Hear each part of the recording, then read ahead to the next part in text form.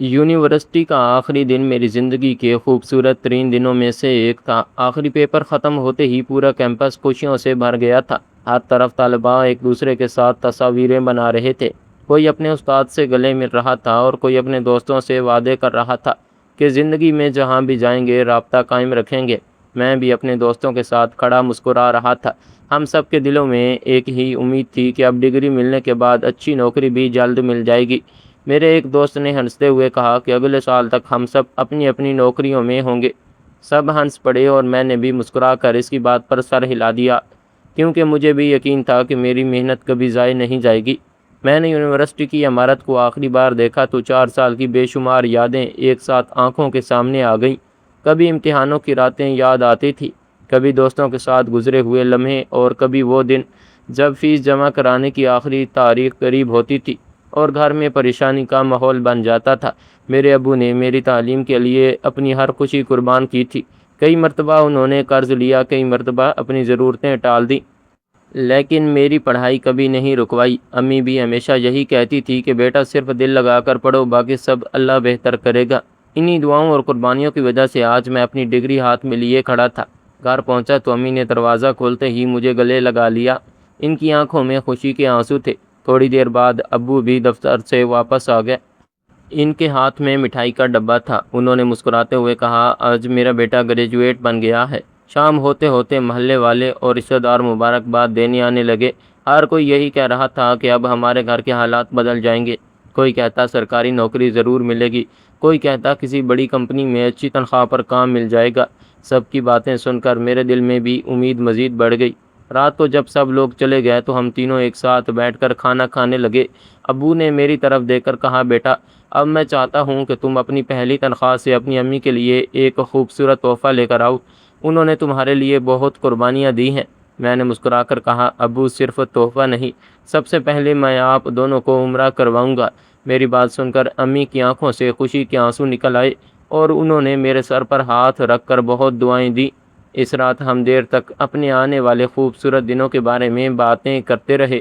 ہمیں پورا یقین تھا کہ اب زندگی آسان ہو جائے گی، مگر ہمیں ذرا بھی اندازہ نہیں تھا کہ قسمت نے ہمارے لیے ایک بالکل مختلف راستہ لکھ رکھا ہے، اور آنے والے چند ہفتے ہماری زندگی کا سب سے مشکل امتحان ثابت ہونے والے تھے۔ ابو بار بار کہتے تھے کہ اب تمہیں زیادہ محنت نہیں کرنی پڑے گی، کیونکہ اب میری باری تھی کہ میں ان کا سہارا بنوں۔ اگلے ہی ہفتے میں نے نوکری کی تلاش شروع کر دی۔ صبح جلدی اٹھتا، صاف استری کیے ہوئے کپڑے پہنتا، اپنی فائل سنبھالتا اور ایک دفتر سے دوسرے دفتر چلا جاتا۔ کہیں کہا جاتا تجربہ چاہیے، کہیں سفارش مانگی جاتی، کہیں یہ جواب ملتا کہ آسامی خالی نہیں۔ کئی جگہ تو میرا سی وی دیکھے بغیر ہی واپس کر دیا جاتا۔ پہلے مہینے مجھے یقین تھا کہ جلد ہی کوئی اچھی خبر ملے گی، مگر ہر گزرتے دن کے ساتھ امید کمزور ہونے لگی۔ 2 مہینے گزر گئے۔ میرے موبائل پر کسی انٹرویو کی کال نہیں آئی تھی۔ میں خود فون کرتا تو جواب ملتا کہ اگر ضرورت ہوئی تو آپ سے رابطہ کر لیا جائے گا۔ روز شام کو خالی ہاتھ گھر لوٹنا میرے لیے سب سے مشکل کام بن گیا تھا۔ امی دروازہ کھولتے ہی میری آنکھوں میں جواب تلاش کرتی اور میں مصنوعی مسکراہٹ کے ساتھ کہہ دیتا، ابھی جواب نہیں آیا۔ وہ کچھ نہ کہتی، مگر ان کی خاموشی مجھے اندر سے توڑ دیتی۔ گھر کے حالات بھی آہستہ آہستہ خراب ہونے لگے۔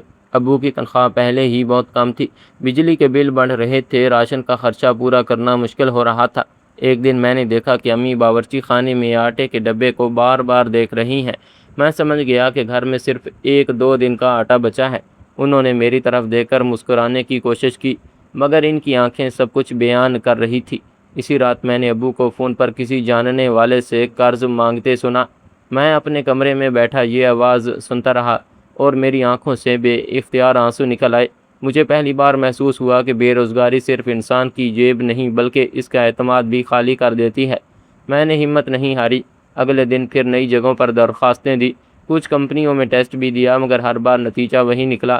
ایک جگہ انٹرویو لینے والے نے صاف کہہ دیا، اگر کسی بڑے آدمی کی سفارش ہو تو نوکری مل سکتی ہے۔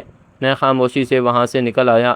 راستے بھر یہی سوچتا رہا کہ غریب کا سب سے بڑا جرم شاید یہی ہے کہ اس کے پاس سفارش نہیں ہوتی۔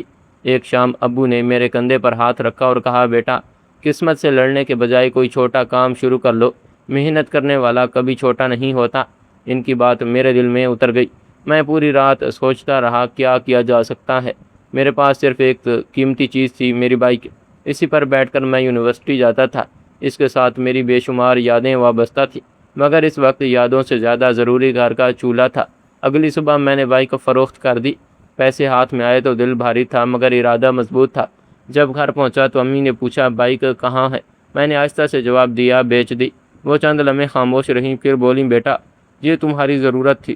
میں نے ان کا ہاتھ پکڑ کر کہا امی ضرورت بائک نہیں، گھر کا خرچ ہے۔ بائک پھر آ جائے گی، مگر اگر ہم نے ہمت چھوڑ دی تو کچھ بھی واپس نہیں آئے گا۔ ابو نے میری طرف دیکھا، ان کی آنکھوں میں دکھ بھی تھا اور فخر بھی۔ میں نے انہی پیسوں سے بازار کے ایک مصروف کونے میں چھوٹا سا چائے کا سٹال لگا لیا۔ شروع کے دن بہت مشکل تھے۔ صبح اندھیرا رہتا تو میں دودھ لینے نکل جاتا، پھر چولہا جلاتا، چائے تیار کرتا اور پہلے گاہک کا انتظار کرتا۔ محلے کے کچھ لوگ گزرتے ہوئے طنز کرتے، اتنی پڑھائی کر کے آخر چائے ہی بیچنی تھی۔ کوئی ہنس کر کہتا ڈگری دیوار پر ٹانگ دو، روزگار تو یہی ہے۔ کتنا کہا تمہارے باپ کو کہ کسی ورکشاپ میں تمہیں لگا لے، کام سیکھ جاؤ گے، مگر نہیں، اس کے باپ کے سر پر بھوت سوار تھا۔ بیٹے کو اعلیٰ تعلیم دلوائے گا، بڑے پوسٹ پر لگے گا، میرے حالات بدل جائیں گے۔ لوگ طنز کے نشستر پر چوبر کر چلے جاتے تھے۔ ان کی باتیں دل پر لگتی، مگر میں خاموش رہتا۔ میں نے فیصلہ کر لیا تھا کہ محنت سے کبھی شرمندہ نہیں ہوں گا، کیونکہ مجھے معلوم تھا خالی جیب سے بہتر محنت کرنے والے ہاتھ ہوتے ہیں۔ اگر ان لوگوں کی باتوں کو دل پر لیتا تو میرے گھر والے بھوک سے مر جاتے۔ میں نے محنت جاری رکھی۔ چند ہی ہفتوں میں میرے چائے کے سٹال پر گاہک بڑھنے لگے۔ میں نے ہر آنے والے سے ادب سے بات کرتا، صاف ستھرا کپ استعمال کرتا اور ہمیشہ تازہ چائے بناتا۔ آس پاس کی دکانوں والے اب دوسرے ہوٹلوں کے بجائے میرے پاس آتے تھے۔ ایک ریڑھی والے نے ایک دن مسکرا کر کہا بھائی تمہاری چائے میں شاید محنت کا ذائقہ ہے، اسی لیے لوگ بار بار آتے ہیں۔ اس کی بات سن کر کئی دن بعد میرے چہرے پر دل سے مسکراہٹ آئی۔ شام کو جب گھر جاتا اور امی کے ہاتھ پر دن کی کمائی رکھتا تو ان کی دعائیں میری ساری تھکن ختم کر دیتی۔ اگرچہ آمدنی زیادہ نہیں تھی، مگر اتنی ضرور ہو جاتی کہ گھر کا چولہا عزت کے ساتھ جلتا رہے۔ ایک دن شدید بارش ہو رہی تھی، اکثر دکانیں بند ہو چکی تھی۔ میں بھی سامان سمیٹنے ہی والا تھا کہ ایک سفید گاڑی آ کر میرے سٹال کے سامنے رکی۔ اس میں سے تقریباً 60 سال کے ایک بزرگ اترے۔ ان کے کپڑے سادہ تھے، مگر شخصیت بہت باوقار تھی۔ انہوں نے کرسی پر بیٹھتے ہوئے کہا بیٹا ایک کپ گرم چائے بنا دو۔ میں نے تازہ دودھ ڈال کر چائے بنائی اور ان کے سامنے رکھ دی۔ انہوں نے ایک گھونٹ لیا اور مسکرا کر بولے بہت اچھی چائے ہے، تم کب سے یہ کام کر رہے ہو؟ میں نے مختصر سا جواب دیا چند ماہ ہوئے ہیں۔ انہوں نے دوبارہ پوچھا کتنے پڑھے لکھے ہو؟ میں نے کہا سر میں نے BS کیا ہے، مگر نوکری نہیں ملی، اس لیے یہ کام شروع کر دیا۔ وہ چند لمحے خاموش رہے، پھر بولے اگر نوکری مل جائے تو یہ سٹال چھوڑ دو گے؟ میں نے فوراً جواب دیا اگر اچھی نوکری ملی تو ضرور، لیکن اگر نہ ملی تو میں اسی کام کو بڑا کاروبار بنا دوں گا، میں کسی کے سامنے ہاتھ نہیں پھیلاؤں گا۔ انہوں نے چائے ختم کی، پیسے دیے اور بغیر کچھ کہے چلے گئے۔ اگلے دن وہ دوبارہ آئے۔ اس بار انہوں نے میرے ساتھ تقریباً آدھا گھنٹہ بات کی۔ انہوں نے میری تعلیم، گھر کے حالات اور مستقبل کے بارے میں پوچھا۔ جاتے ہوئے صرف اتنا کہا کل صبح 9 بجے اس پتے پر آ جانا۔ انہوں نے ایک وزٹنگ کارڈ میری طرف بڑھا دیا۔ میں نے کارڈ دیکھا تو حیران رہ گیا۔ وہ شہر کی ایک بڑی فوڈ کمپنی کے مالک تھے۔ پوری رات مجھے نیند نہیں آئی۔ اگلی صبح میں وقت سے پہلے ان کے دفتر پہنچ گیا۔ انہوں نے مجھے اپنے کیبن میں بلایا اور کہا کل میں نے جان بوجھ کر تم سے اتنے سوال کیے تھے، میں یہ دیکھنا چاہتا تھا کہ تم حالات سے ہارے ہوئے ہو یا لڑنے والے انسان ہو۔ پھر انہوں نے میری طرف دیکھ کر کہا مجھے ڈگری والوں کی نہیں، ایماندار لوگوں کی ضرورت ہے۔ میں نے تمہیں بارش میں بھی مسکراتے ہوئے چائے بناتے دیکھا، تم ہر گاہک سے عزت سے پیش آ رہے تھے۔ یہی خوبی کسی بھی کاروباری کی اصل طاقت ہوتی ہے۔ انہوں نے مجھے اپنی کمپنی میں ٹرینری سپروائزر کی نوکری کی پیشکش کر دی۔ تنخواہ بھی اچھی تھی اور آگے ترقی کے مواقع بھی تھے۔ میری آنکھوں میں خوشی کے آنسو آ گئے۔ میں نے فوراً اللہ کا شکر ادا کیا اور ان کا شکریہ ادا کیا۔ شام کو جب میں گھر پہنچا تو امی اور ابو کو آفر لیٹر دیا۔ پہلے تو وہ خاموش رہے، پھر امی کی آنکھوں سے آنسو بہنے لگے۔ ابو نے مجھے سینے سے لگا لیا اور کہا بیٹا میں جانتا تھا کہ محنت کبھی ضائع نہیں جاتی۔ میں نے نوکری شروع کر دی، مگر میں نے اپنے چائے کا سٹال بند نہیں کیا۔ میں نے وہ سٹال محلے کے غریب نوجوان کے حوالے کر دیا جو کئی مہینوں سے بے روزگار تھا۔ میں نے اسے کہا اس سے جتنی کمائی ہو اپنے گھر پر خرچ کرنا، بس ایمانداری سے کام کرنا۔ چند سال بعد میں اسی کمپنی میں ایک بڑے عہدے پر پہنچ گیا۔ مجھے اب یقین ہو چکا تھا کہ کوئی بھی محنت چھوٹی نہیں ہوتی۔ انسان کو چھوٹا اس کا کام نہیں بلکہ اس کی سوچ بناتی ہے۔ اگر میں لوگوں کے طنز سے ڈر کر گھر بیٹھ جاتا تو شاید آج بھی بے روزگار ہوتا، مگر ایک چھوٹے سے چائے کے سٹال نے مجھے روزگار ہی نہیں دیا بلکہ خودداری، حوصلہ اور موقع بھی دیا، جس نے میری پوری زندگی بدل دی۔ میں نے اپنی پہلی بڑی تنخواہ ابو کے ہاتھ میں رکھتے ہوئے مسکرا کر کہا، ابو، یاد ہے ایک دن آپ نے کہا تھا کہ پہلی تنخواہ سے اپنی امی کے لیے تحفہ لے کر آنا، لیکن میں نے آپ دونوں سے ایک وعدہ کیا تھا، آج میں وہ وعدہ پورا کرنے آیا ہوں۔ ابو اور امی حیرت سے میری طرف دیکھنے لگے۔ میں نے آہستہ سے ایک لفافہ ان کے سامنے رکھا۔ ابو نے لفافہ کھولا تو اس میں عمرے کے ٹکٹ، ویزے اور تمام سفری کاغذات موجود تھے۔ چند لمحوں تک وہ خاموش بیٹھے رہے، پھر امی کی آنکھوں سے آنسو بہنے لگے۔ وہ روتے ہوئے بولی، بیٹا، ہمیں کسی عمرے کی ضرورت نہیں تھی، تم خوش رہو یہی ہمارے لیے کافی تھا۔ میں نے ان کا ہاتھ اپنے ہاتھ میں لے کر کہا، امی، اگر آج میں اس قابل ہوں تو صرف آپ دونوں کی دعاؤں اور قربانیوں کی وجہ سے۔ یہ میری طرف سے کوئی احسان نہیں، صرف ایک چھوٹی سی کوشش ہے کہ آپ کی محبت کا کچھ قرض ادا کر سکوں۔ ابو نے میری طرف دیکھا، ان کی آنکھوں میں بھی نم تھی۔